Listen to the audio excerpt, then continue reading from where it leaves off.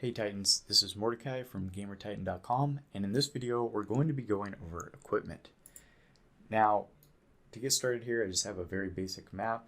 Now, as usual, if you'd like to download the complete project folder, there is a link in the description down below. It'll be at the state that whatever we end the video in. That way you can download it, you can see what we've got going on, and if there was something that we did in the video together that you don't quite understand, you can go ahead and look at the project and compare it to you if you are following along and see what the problem was. So what is equipment? Equipment is an object in the game that allows you to pick it up on your character and either attach it to your character with a visual, or it could just be an invisible item that you can pick up, and with that you can do various different stuff. So as an example, we will go ahead and in core content type in equipment, and we'll go ahead and drag it into our hierarchy so it's right in the middle of the map. Now I'm doing this for a reason. It's for it starts at the 000 axis. So if I go forward right here and click play, I have equipment, but nothing's going to happen. Like I did equip the equipment that was on the ground right there. And how I'm doing that is equipment comes with a basic trigger. And so what happens is when a player runs over that trigger, then whatever you're wanting that equipment to do will then go to the player. So as an example, we can make a visual for the equipment. So what we'll do is we'll go ahead and just type in skull here. And what I'm going to do is I'm going to drag the skull directly onto the equipment, so it becomes a child of the equipment. And now if I press play, we can see that it's attached to our head slot now. Now there's a few problems. Obviously the skull is looking to the right. It would look a lot better if it was forward facing and matching with our head. But also I'm not able to move my character. And the reason for that is as you can see, my character is actually inside of the model of the skull, and we currently have collision enabled on the skull object. And so what that's doing is my player is technically hitting it and I'm not able to move. So if we move our properties tab up a bit, just as a quick example, what we can do is we can click on the bone human skull that we just put on top of the equipment trigger, and we can force off collision. Now another thing is the reason why that object, the skull object, went to our head is because if we go to equipment, we can see that there's equipment and there is a socket. So the socket is default set up to the head socket. Now there's a ton of different sockets. To see all the different sockets, you can erase whatever's in there and you can see all the different sockets that are available to you. So we'll just remain with the head for this. So go ahead and type in head. And we turned the skull collision off. Now, if we recall, the skull was facing to our left. So what we can do is we can rotate the skull 90 degrees this direction, and it should be forward facing now. So as we can see, we turned off collision. It's at least facing the right direction, and we can run around. Now, one thing to note is if you're selecting your entire equipment and you rotate something, the object within the equipment trigger is also rotating with the trigger, which means that if I were wanting to change where the skull was facing, but I did it while selecting the entire equipment, it wouldn't work. So even though visually it looks as if I'm rotating the skull. So for example, if I put the skull back to where it visually was before, because I rotated the actual equipment trigger, it was rotating the object as well. And so you can see that the skull is still facing the correct direction. So that's one thing to note, that if you're wanting to actually modify the actual object that's visually on your character, make sure that you actually select it. And if you have multiple different objects that will make up your helmet piece, you'll want to put it in a client context. So create new client context from this, click OK. And now anything that we add to the client context, if we add it into the folder, it will go directly to where this center is, and then we can modify our objects from there. And now that we have this base of the skull, knowing that it's actually somewhat close to where we're wanting, any object we put in here, we can use the skull as a reference point. So one other thing that we noticed was that the skull was kind of forward on our head a bit. So to fix that, what we're going to do is we're going to move it back.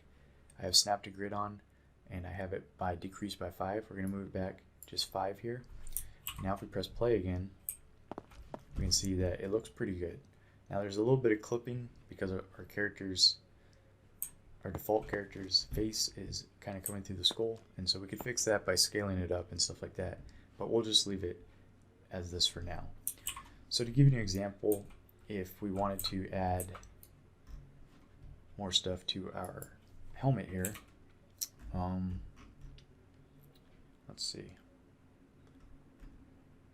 I'll just put a bone on here. So I'm going to move it into the client context, and I'm going to press V on my keyboard to hide the actual trigger box and my spawn point and all this other stuff. And now we're going to just put this like this. And remember, every object that you put as equipment, it needs to have collision turned off, or else once again this bone's collision is basically set to on. So the parent is right here and the equipment is turned on. So if we do this, if we go to our new client context folder and we force off collision and we go back to our skull and we click inherit from parent, now the collision of all these objects are being inherited from its parent, which is this folder. So if we go ahead and click on preview here, we can see that once again the skull is not gliding because we turned it off in our folder, and we have this weird looking helmet here. So it's not doing much for us right now. Right now it's just visual. And so to actually make it do different things, what we'll want to do is, for example, we can either add abilities to the equipment. So if we pick up the piece of equipment, then we can have different abilities that our character gets access to. That's one way to do it. Another one is we can actually, for example, modify our player's stats if they have a piece of equipment on them. So as an example, to do that, we're going to need to be doing a bit of scripting. Now, don't get too nervous if you don't know how to script. Once again, there is a link in the description down below to download all these files. I'll try and explain the basics of what I'm doing to the best of my ability. However, if you're brand new, this might be a bit more advanced. There will be videos that we'll be doing in the future that goes over scripting more in depth. And so to add some functionality to our equipment, for example, say that we wanted to have, so for example, when we're playing, we can see that in the bottom left down on our UI, our health is 100. Say that we wanted our character's health to go up to 150 when we picked up this skull. So how do we do that? So first, we would need to make a new script, and we'll name it Skull Helm, and we'll create the script. And now we find it in our project content under My Scripts. So here it is. And what we're going to do is we're going to drag it from our project content onto our equipment. And now, right now, it's not doing anything. So if we pick up the skull again, nothing's happening. And that's because we haven't added anything to our script. So what we're going to do is we're going to go ahead and open up the script.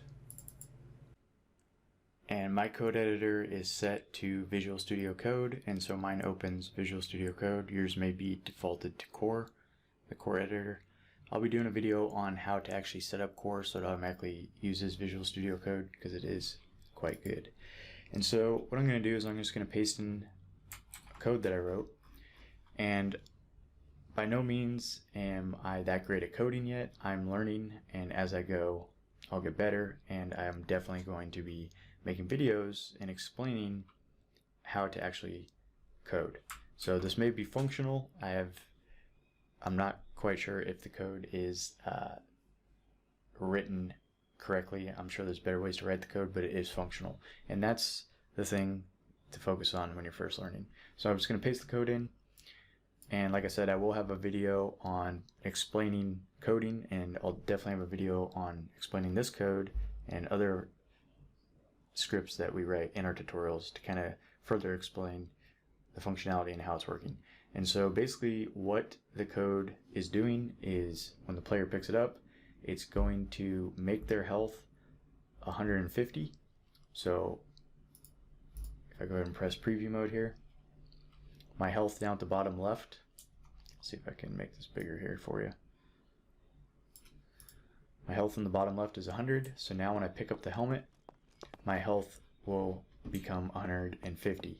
Now, the other cool thing about this helmet is as I'm wearing it, my health regens by 5 if I take damage.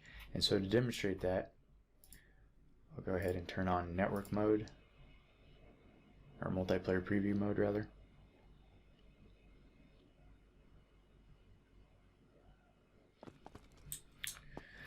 So go ahead and pick up this helmet. And now on another character,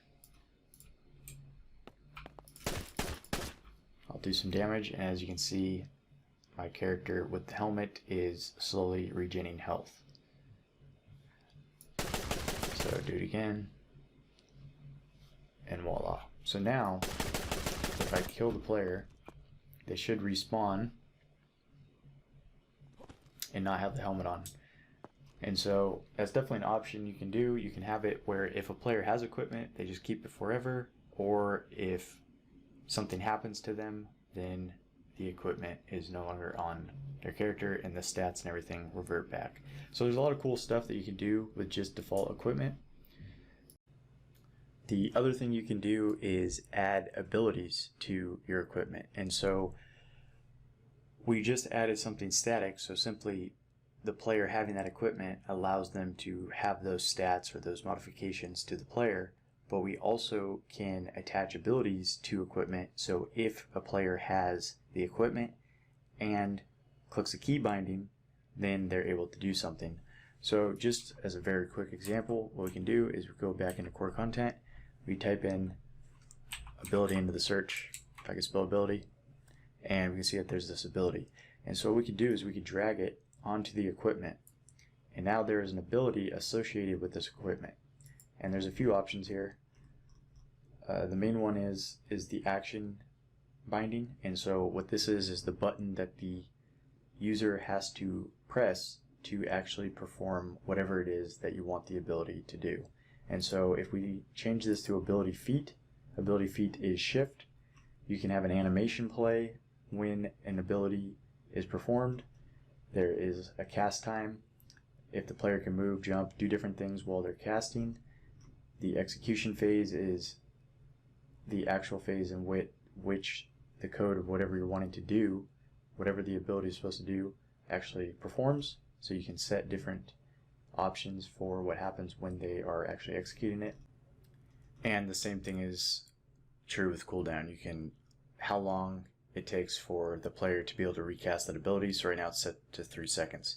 Now we're not going to make our ability do anything, but because it has an animation, when we click shift currently, we'll do the one hand melee / left ability, or animation rather. And so if I go ahead and hop back into the game, go ahead and make this bigger for you guys. So my health went up still because we still have that script that on player equip, it does different stuff. And now that we added an ability, when I click shift, I'll do the one hand / animation. So abilities are useful for being able to have different things attached to different equipment. So as an example, if you wanted to make a game, you could have the player select, if you wanted to make like an RPG as an example, you could have the player select which type of class they are, and then flag them as like a mage or a warrior, and basically limit based on which flag they are, which weapons they can pick up, and then on those weapons you could have different abilities. So for example, if you picked up a fire staff, you could fire fireballs and do different types of fire abilities. If you had an ice staff, you could change those abilities. And if you were a warrior, as an example, you wouldn't be able to pick up staves, but you could pick up, swords and do different slashing animations and blocking and stuff like that. So equipment is extremely cool because it allows you to not only visually modify a character's appearance, but also allow them different functionality that they otherwise wouldn't have in the game. And if for whatever reason you wanted to spawn players in with different equipment, you can do that as well. You can also have equipment spawn on an actual spawner. And so as an example, in the community content, there is a great equipment spawner by Gabuner.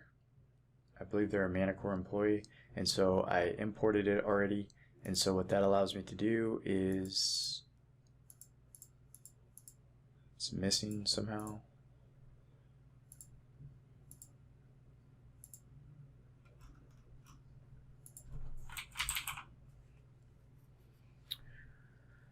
Equipment spawner. So if I place this, it's at the center of the map.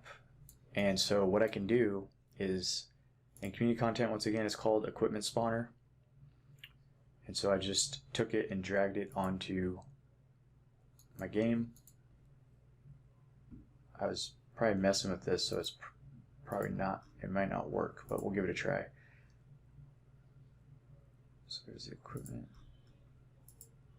So what I can do is change the equipment template. So first, what we have to do is make a template with the equipment we just made. So we'll name it Skull Helm.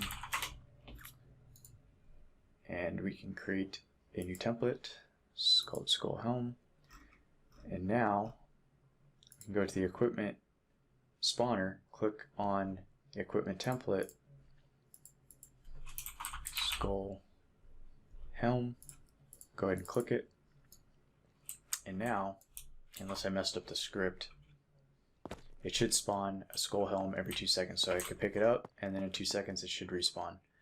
And so that's pretty cool, because if you're doing something like a Quake type game where there's different pickups, then you can have this equipment be an actual pickup that you only have on your character for a set duration of time by deleting the equipment after, say 30 seconds or whatever, and have the spawner respawn the equipment throughout the map. Same thing's true with, if you wanted to have a shop, you could have a script where you could actually buy the equipment and take some type of resource and actually have the player gain the equipment that way. So there's a lot of different stuff you can do with equipment. I also recommend checking out the community content. There's a lot of different equipment that other creators have already made. So for example, just quickly looking, I don't know if this has functionality, but Alexandre King made a mech staff, and so you could take a look at different different creators' equipment, see how they implemented their scripts, and kind of get a feel for how to do different things. So another thing I want to mention is, like I will be doing a video on how to script. As I learn, I'll be showing you what I've learned and show you how to do different stuff with equipment in future videos. I just didn't want to make this a full scripting video because it is a bit more advanced. I just wanted to give you the basics of what equipment is, how it works, and kind of get you started with the basics. So hope you enjoyed the video. If you have any questions, go ahead and leave a comment down below. If you liked the video, please give it a thumbs up, and once again, hit that subscribe button if you want more core related content. I'll catch you next time, Titans.